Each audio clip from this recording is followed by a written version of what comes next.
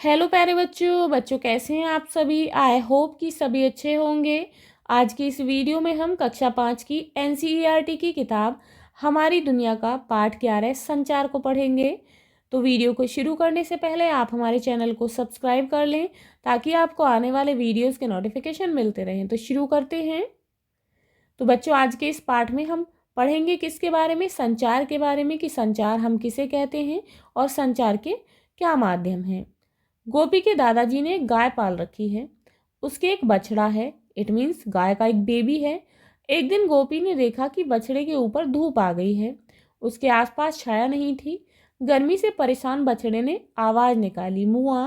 तभी गाय ने भी आवाज निकाली। साथ ही बंधी हुई गाय बछड़े की ओर जाने को जोर लगाने लगी। जब गोपी के दादाजी ने बछड़े को छाया में बांध दिया तो गाय भी चुप हो गई। फिर क्या था, गोपी ने दादाजी से प्रश्नों की झड़ी लगा दी। दादाजी से गोपी ने जाना कि पशु पक्षी भी हमारी तरह एक दूसरे से बात करते हैं, हम उनकी बातें समझ नहीं पाते हैं। जब हम किसी को कुछ संकेत देते हैं तो इसे क्या कहते हैं, संचार कहते हैं। एक पक्षी जब दूसरे पक्षी को आने वाले खतरे या फिर कहीं भोजन पड़े होने की सूचना ची ची की आवाज करके देता है तो इसे भी संचार कहते हैं। छुट्टी का संकेत देती स्कूल की घंटी, दो लोगों द्वारा हाथ मिलाना, तो ये सभी क्या है, अखबार में छपी हुई खबरें, मित्र को लिखा गया पत्र, प्रधानाचार्य जी को छुट्टी के लिए लिखा गया प्रार्थना पत्र भी संचार है। इट मीन्स संचार हम किसे कहते हैं, जब हम अपनी बात को, किसी सूचना को, अपनी भावनाओं को दूसरे व्यक्ति तक जिस माध्यम के द्वारा पहुंचाते हैं उसे हम संचार कहते हैं। चाहे वह कैसा हो, बोलकर किया गया हो, लिखकर भेजा गया हो या फिर किसी संकेत के द्वारा बताया गया हो। तो ये सभी क्या है, ये सभी संचार के उदाहरण हैं। संप्रेषण का एक माध्यम, संप्रेषण किसे कहते हैं, संप्रेषण कहते हैं बातचीत करने को। मनुष्य या पशु पक्षी सभी को संचार की आवश्यकता है। संचार हमारे एक दूसरे से बनते संबंध व रिश्तों का एक माध्यम है। संचार के बहुत से रूप हैं, भाषण, हाव भाव, इशारे, लेखन, टेलीफोन, पत्र, टेलीग्राम, समाचार पत्र, किताबें, पत्र पत्रिकाएं, रेडियो, टेलीविज़न, कंप्यूटर पर इंटरनेट, ये सभी संचार के साधन हैं। माँ द्वारा तुम्हें जगाने के लिए हिलाना, तुम्हारी वर्दी से पता चलना कि तुम किस स्कूल में पढ़ते हो, सब्जी बेचने वाले की घर के बाहर लगाई गई आवाज़ भी संचार है। जन्म लेने के बाद बच्चे के रोने के साथ ही संचार की कहानी शुरू हो जाती है। जब बच्चे का जन्म होता है तो वह रोता है, इट मीन्स ये भी एक संचार है।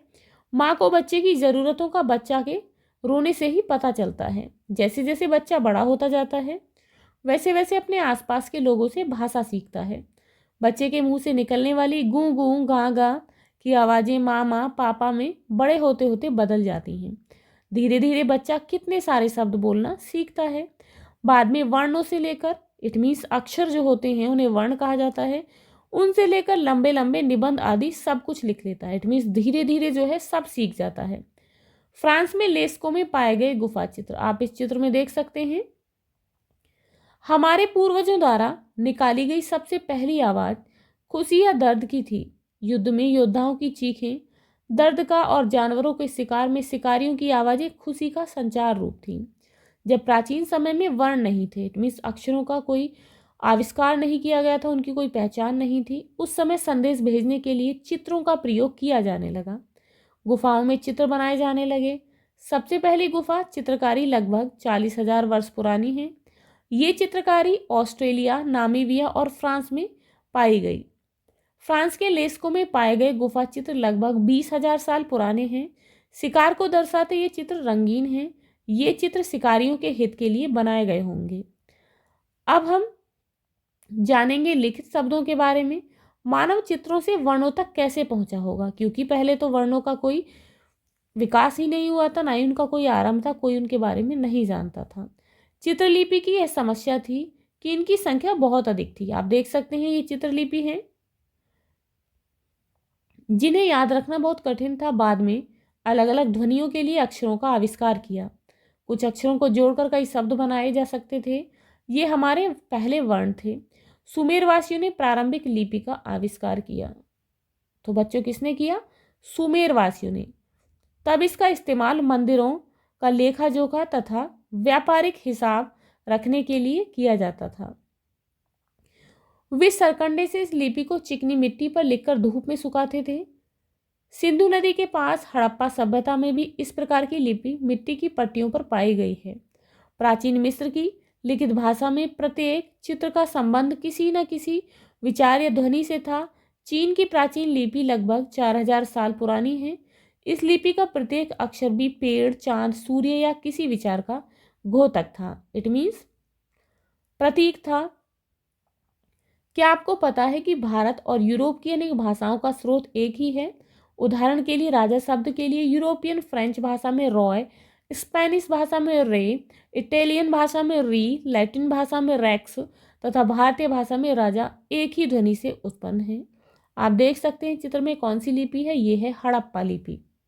संस्कृत, हिंदी, पंजाबी, भोजपुरी, राजस्थानी, गुजराती, मराठी, असमिया, बंगला, उड़िया, पहाड़ी और कश्मीरी भाषा का उद्गम इंडो यूरोपियन भाषा परिवार से हुआ है। तो ये सभी जो भाषाएं हैं इनका उद्गम किस भाषा परिवार से हुआ है? इंडो यूरोपियन भाषा परिवार से। और जो दूसरी हैं तमिल, तेलुगु, कन्नड़ और मलयालम जैसी दक्षिण भारतीय भाषाओं का उद्गम द्रविड़ भाषा परिवार से हुआ है। इट मीन्स तमिल, तेलुगु, कन्नड़ और मलयालम जो हैं ये किस भाषा परिवार से हैं? द्रविड़ भाषा परिवार से। भारत के उत्तर पूर्वी राज्यों जैसे कि मिजोरम, मणिपुर, नागालैंड, त्रिपुरा, मेघालय आदि की भाषाओं का संबंध सिनो तिब्बती भाषा समूह से है। कागज का आविष्कार पहली लिपि के 3000 साल के बाद ही हुआ था। तब तक लोग मिट्टी की पट्टियों, पत्थर या लकड़ी पर ही संदेश तराशते थे। इट मीन्स उकेरते थे या फिर पैपिरस पौधे के तनों की पट्टी पर लिखते थे। तो बच्चों ये है आपका पाठ। इस पाठ के क्वेश्चन आंसर के वीडियो का लिंक डिस्क्रिप्शन बॉक्स में दिया गया है। आप वहां पर जाकर वीडियो को देख सकते हैं। यदि आपको ये वीडियो अच्छी लगी हो तो लाइक शेयर करना ना भूलें और यदि आप इस चैनल पर नए हैं तो प्लीज़ चैनल को सब्सक्राइब करें। Thank you.